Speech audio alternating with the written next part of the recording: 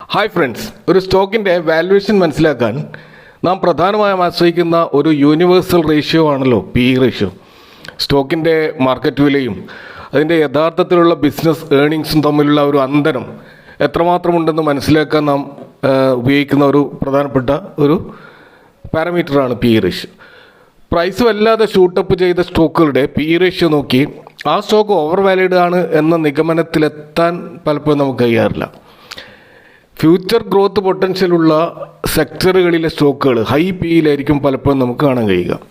അതുകൊണ്ട് അത്തരം സ്റ്റോക്കുകളിൽ ഒരു എൻട്രി ഓപ്പർച്യൂണിറ്റി നോക്കുമ്പോൾ PE റേഷ്യോയെ നമ്മൾ മാത്രം ആശ്രയിച്ചുകൊണ്ട് തീരുമാനമെടുക്കാൻ കഴിയില്ല. അപ്പോൾ അതിന് സാധാരണ നമ്മൾ ചെയ്യാറുള്ളത് ഒന്നുകിൽ മീഡിയം PEയുമായിട്ട് അതിനൊന്ന് കമ്പയർ ചെയ്ത് നോക്കും, അതല്ലെങ്കിൽ ഇൻഡസ്ട്രി PEയുമായിട്ടൊന്ന് തട്ടിച്ച് നോക്കും. അങ്ങനെയൊക്കെ ആയിരിക്കും അത്തരം തീരുമാനമെടുക്കുക. എന്നാൽ കുറച്ചുകൂടി ഡീപ്പായിട്ടുള്ള ഒരു സ്റ്റഡി നടത്തുന്നവർ PEG ratio, price to book value, Graham number തുടങ്ങിയ റേഷ്യോകളും കൂടാതെ മറ്റു വാല്യുവേഷൻ റേഷ്യോകളും ഒക്കെ പരിഗണിച്ചുകൊണ്ടായിരിക്കാം ഒരു സ്റ്റോക്ക് അണ്ടർ വാല്യൂഡ് ആണോ എന്ന് തീരുമാനിക്കുന്നത്.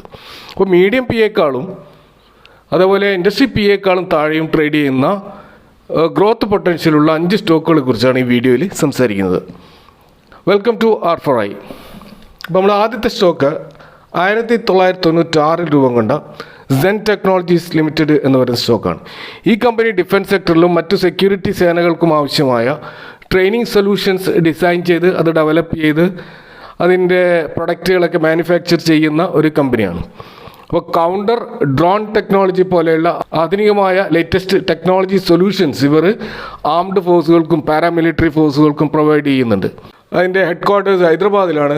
കൂടാതെ ഇവർക്ക് UAEയിലും USA ഇവരുടെ ഓഫീസുകൾ നിലവിലുണ്ട്. അതിൻ്റെ ഒരു മാർക്കറ്റ് ക്യാപ്പ് 8000 കോടിക്ക് മേലെയാണ്.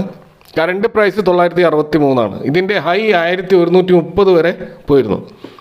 ലോ ആണെങ്കിൽ 326 വരെയും പോയിരുന്നു. അപ്പോൾ 52 വീക്കിൻ്റെ ഹൈയിൽ നിന്നും ഏകദേശം 14% ഒരു കറക്ഷനിലൂടെയാണ് സ്റ്റോക്ക് ഇപ്പോൾ കാണാൻ കഴിയുന്നത്. സ്റ്റോക്കിൻ്റെ PE 64 എന്ന PEയാണ് നമുക്ക് കാണാൻ കഴിയുക. 5 years medium PE 69 industry PE 67. അപ്പോൾ ഈ രണ്ട് PEകളെക്കാളും താഴെയാണ് സ്റ്റോക്കിൻ്റെ കറണ്ട് PE എന്ന് നമുക്ക് കാണാൻ കഴിയും. ഇനി ROCE 46.3 ROE 33.1 അപ്പോൾ ശക്തമായ ROEയും ROCയും ഈ സ്റ്റോക്കിൽ നമുക്ക് കാണാൻ കഴിയും. ഡെപ്റ്റ് ഇക്വിറ്റി റേഷ്യോ ആണെങ്കിൽ സീറോ ഡെപ്റ്റ് കമ്പനിയാണിത്. ഇയർ ഓൺ ഇയർ സെയിൽസ് 47% വർധനവും അതുപോലെ ഇയർ ഓൺ ഇയർ പ്രോഫിറ്റിൽ 64% വർധനവും കാണാൻ കഴിയും. കൂടാതെ ക്വാർട്ടർ ഓൺ ക്വാർട്ടർ സെയിൽസിൽ 42% വർധനവും ക്വാർട്ടർ ഓൺ ക്വാർട്ടർ പ്രോഫിറ്റിൽ 25% വർധനവും. അപ്പോൾ തകർപ്പൻ പെർഫോമൻസ് ആണ് ഈ സ്റ്റോക്ക് കാണിച്ചിട്ടുള്ളത്. കൂടാതെ ഇത് 52 വീക്ക് ലോയിൽ താഴെയാണ്. അണ്ടർ വാല്യൂഡ് എന്നാൽ ശക്തമായ ഗ്രോത്ത് പൊട്ടൻഷ്യൽ സാധ്യതയൊക്കെ കാണിക്കുന്ന ഒരു സ്റ്റോക്കായിട്ടാണ് നമുക്ക് ഈ സെൻ ടെക്നോളജി എന്ന് പറയുന്ന സ്റ്റോക്ക് കാണാൻ കഴിയുന്നത്. അടുത്ത സ്റ്റോക്ക് സ്റ്റെർലിംഗ് ടൂൾസ് ലിമിറ്റഡ് എന്ന് പറയുന്ന കമ്പനിയാണ്. ഇത് 1979 രൂപം കണ്ട ഈ കമ്പനി പ്രധാനമായിട്ടും ഓട്ടോമൊബൈൽ ഇൻഡസ്ട്രിക്ക് ആവശ്യമായ high tensile cold forged fasteners manufacture ചെയ്യുന്ന കമ്പനിയാണ്. ഇവരുടെ ഈ ഒരു സെഗ്മെൻറ്റിലെ മാർക്കറ്റ് പൊസിഷൻ എന്ന് പറയുന്നത് സെക്കൻഡ് ലാർജസ്റ്റ് ഓട്ടോമോട്ടീവ് ഫാസ്റ്റ്നർ മാനുഫാക്ചറാണ് ഇന്ത്യയിൽ. കഴിഞ്ഞ 4 ഡെക്കേഡുകളായിട്ട് ആ ഒരു പൊസിഷൻ ഇവർ നിലനിർത്തുന്നുണ്ട്. ഈ ഇലക്ട്രിക് വെഹിക്കിളുകൾക്ക് ആവശ്യമായിട്ടുള്ള മോട്ടോർ കൺട്രോൾ യൂണിറ്റുകളും ഇവർ സപ്ലൈ ചെയ്യുന്നുണ്ട്. ഇവരുടെ മാർക്കറ്റ് ക്യാപ്പ് 1312 കോടിയുള്ള ഒരു സ്മോൾ ക്യാപ് കമ്പനിയാണ്. കറണ്ട് പ്രൈസ് 364 രൂപയാണ്. ഇതിൻ്റെ ഹൈ 424 വരെ പോയിരുന്നു. അവിടെ നിന്ന് 14% കറക്റ്റ് ചെയ്തുകൊണ്ടാണ് ഇപ്പോൾ സ്റ്റോക്ക് നിൽക്കുന്നത്. സ്റ്റോക്കിൻ്റെ PE ratio 23.8 industry PE same 23.8 5 ഇയേഴ്സിൻ്റെ PE 26.3 അപ്പോൾ ആ 5 ഇയേഴ്സ് മീഡിയം PEയേക്കാൾ താഴെയാണ് സ്റ്റോക്ക് ഇപ്പോൾ നമുക്ക് കാണാൻ കഴിയുന്നത്. ROCE 14.8 എന്നുള്ള സ്കോറാണ്. ROE 13 ഒരു ഡീസൻ്റ് ആയിട്ടുള്ള ROE ആണെന്ന് വേണം നമുക്ക് പറയാം. അതുപോലെ ഡെപ്റ്റ് ഇക്വിറ്റി റേഷ്യോ 0.26 വലിയ കടബാധ്യതകളില്ലാത്ത കമ്പനിയാണ്. ഇയർ ഓൺ ഇയർ സെയിൽസ് 27% വർധനവും ഇയർ ഓൺ ഇയർ പ്രോഫിറ്റിൽ 66% വർധനവും കാണാൻ കഴിയും. കൂടാതെ ക്വാർട്ടർ ഓൺ ക്വാർട്ടർ സെയിൽസിൽ 16% വർധനവും ക്വാർട്ടർ ഓൺ ക്വാർട്ടർ പ്രോഫിറ്റിൽ 19% വർധനവും കാണുന്നുണ്ട്. അപ്പോൾ തകർപ്പൻ പെർഫോമൻസ് ആണ് ഈ സ്റ്റോക്കും കാഴ്ചവെച്ചിട്ടുള്ളത്. അടുത്ത സ്റ്റോക്ക് ആദിത്യ ബിർള ക്യാപിറ്റൽ ലിമിറ്റഡാണ്. ഇന്ത്യയിലെ one of the largest business ഗ്രൂപ്പായിട്ടുള്ള ആദിത്യ ബിർളയുടെ ഫൈനാൻഷ്യൽ കമ്പനികളെ ഉൾക്കൊള്ളുന്ന ഒരു ഹോൾഡിംഗ് കമ്പനിയാണ് ആദിത്യ ബിർള ക്യാപിറ്റൽ. ഇവരുടെ ഒരു ഡൈവേഴ്സിഫൈഡ് ആയിട്ടുള്ള ഈ പോർട്ട്ഫോളിയോയിൽ പ്രധാനമായിട്ട് Aditya Birla finance, Aditya Birla housing finance, Aditya Birla Sun Life insurance, Aditya Birla Sun Life AMC, അതുപോലെ ആദിത്യ ബിർള ഹെൽത്ത് ഇൻഷുറൻസ് ഇതിൻ്റെയൊക്കെ ഒരു ഹോൾഡിംഗ് കമ്പനിയാണ് ഈ ആദിത്യ ബിർള ക്യാപിറ്റൽ ലിമിറ്റഡ് എന്ന് പറയുന്ന കമ്പനി. ഇവരുടെ മാർക്കറ്റ് ക്യാപ്പ് 58,000 കോടിയുള്ള ഒരു വലിയ കമ്പനിയാണ്. അപ്പോൾ കറണ്ട് പ്രൈസ് 224 രൂപയാണ്. ഹൈ 244 വരെ പോയിരുന്നു. 52 വീക്ക് ഹൈയിൽ നിന്നും 8.29% കറക്റ്റ് ചെയ്തുകൊണ്ടാണ് ഇപ്പോൾ നമുക്ക് സ്റ്റോക്ക് കാണാൻ കഴിയുന്നത്. ഇതിൻ്റെ സ്റ്റോക്കിൻ്റെ പി റേഷ്യോ 17.4, 5 ഇയേഴ്സിൻ്റെ മീഡിയൻ പി 18.8, ഇൻഡസ്ട്രി പി 20.8 ഈ രണ്ട് പിയും താഴെയാണ് സ്റ്റോക്കിൻ്റെ പി നമുക്ക് കാണാൻ കഴിയുന്നത്. ROC 9.95%, ROE 14.2%. ഒരു ആവറേജ് ROയും ROCയുമാണ് നമുക്ക് കാണാൻ കഴിയുക. ഇയർ ഓൺ ഇയർ സെയിൽസിൽ 36% വർധനവും ഇയർ ഓൺ ഇയർ പ്രോഫിറ്റിൽ 105% വർധനവും കാണാൻ കഴിയും. ക്വാർട്ടർ ഓൺ ക്വാർട്ടർ സെയിൽസിൽ 24.3% വർധനവും ക്വാർട്ടർ ഓൺ ക്വാർട്ടർ പ്രോഫിറ്റിൽ 69.4% വർധനവും നടത്തിയിട്ടുള്ള ഒരു തകർപ്പൻ പെർഫോമൻസാണ് നമുക്ക് ഈ സ്റ്റോക്കിലും കാണാൻ കഴിയുന്നത്. അടുത്ത സ്റ്റോക്ക് സൂര്യോദയ സ്മോൾ ഫിനാൻസ് ബാങ്ക് ലിമിറ്റഡ് ആണ്. 2008 ഒരു NBFC ആയിട്ട് പ്രവർത്തനം ആരംഭിച്ച ഈ സൂര്യോദയ സ്മോൾ ഫിനാൻസ് ബാങ്ക് RBIയുടെ അംഗീകാരത്തോടെ ഒരു സ്മോൾ ഫിനാൻസ് ബാങ്കായിട്ട് പ്രവർത്തിക്കാൻ തുടങ്ങിയത് 2017 മുതലാണ്. 14 സ്റ്റേറ്റുകളിലും യൂണിയൻ ടെറിട്ടറികളിലൊക്കെ ബേസുള്ള ഈ കമ്പനി ഏകദേശം 2 മില്യൺ കസ്റ്റമർ ബേസ് ഉണ്ട്.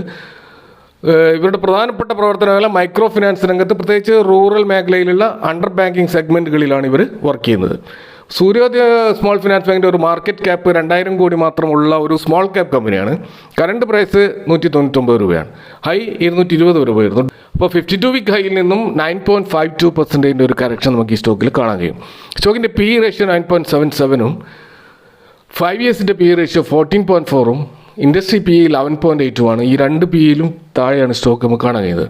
ROC 9.60ഉം ROE 13.6%. ഇയർ ഓൺ ഇയർ സെയിൽസിൽ 35% വർധനവും ഇയർ ഓൺ ഇയർ പ്രോഫിറ്റിൽ 56% വർധനവും നമുക്ക് കാണാൻ കഴിയും. ക്വാർട്ടർ ഓൺ ക്വാർട്ടർ സെയിൽസിലും 8.27% വർധനവും ക്വാർട്ടർ ഓൺ ക്വാർട്ടർ പ്രോഫിറ്റിൽ 6.33% വർധനവും നമുക്ക് കാണാൻ കഴിയുന്നുണ്ട്.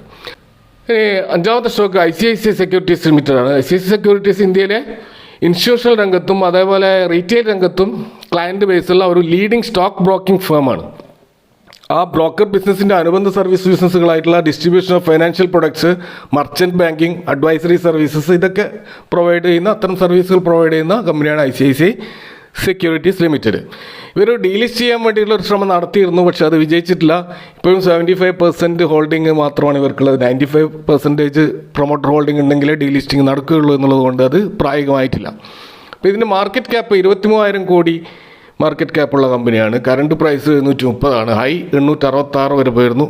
52 വീക്ക് ഹൈയിൽ നിന്നും 15% കറക്റ്റ് ചെയ്തുകൊണ്ടാണ് ഈ സ്റ്റോക്ക് നമുക്ക് കാണാൻ കഴിയുന്നത്. സ്റ്റോക്കിൻ്റെ പി 13.9ഉം 5 ഇയേഴ്സ് മീഡിയം പി 17.7ഉം ഇൻഡസ്ട്രി പി 19.4ഉമാണ്. അപ്പോൾ ഈ രണ്ട് പിയിലും താഴെയാണ് സ്റ്റോക്കിൻ്റെ കറണ്ട് പി. ROC നോക്കുകയാണെങ്കിൽ 19.7%ഉം ROE 50.1%ഉമാണ്. ഇയർ ഓൺ ഇയർ സെയിൽസിൽ 74% വർധനവും ഇയർ ഓൺ ഇയർ പ്രോഫിറ്റിൽ 104% വർധനവും കാണാൻ കഴിയും. ക്വാർട്ടർ ഓൺ ക്വാർട്ടർ സെയിൽസിൽ 16.7% വർധനവും ക്വാർട്ടർ ഓൺ ക്വാർട്ടർ പ്രോഫിറ്റിൽ 15.2% വർധനവും നമുക്കിവിടെ കാണാൻ കഴിയും. അപ്പോൾ ഇതും തകർപ്പൻ പെർഫോമൻസ് ചെയ്ത സ്റ്റോക്കാണ്. പക്ഷേ ഈ സ്റ്റോക്കിലുള്ള ഡീലിസ്റ്റിങ് കാരണമാണ് ഈ സ്റ്റോക്ക് മുന്നോട്ട് പോകാത്തത്. കാരണം മറ്റ് എല്ലാ ബ്രോക്കിംഗ് കമ്പനികളും നന്നായിട്ട് മുന്നേറിയ സമയത്ത് ഇത് അണ്ടർ വാല്യൂഡ് ആയിട്ട് ഇപ്പോഴും കിടക്കുകയാണ്. അപ്പോൾ ഇവിടെ പരാമർശിച്ച ഈ 5 സ്റ്റോക്കുകൾ നിങ്ങൾ കൂടുതൽ പഠനവിധേയമാക്കുക. എന്നിട്ട് കൃത്യമായ ഡിസിഷൻ എടുക്കുന്നതിന് മുമ്പ് നിങ്ങളുടെ ഫൈനാൻഷ്യൽ അഡ്വൈസറെ സമീപിക്കുക. Thank you for watching. See you next time with another video.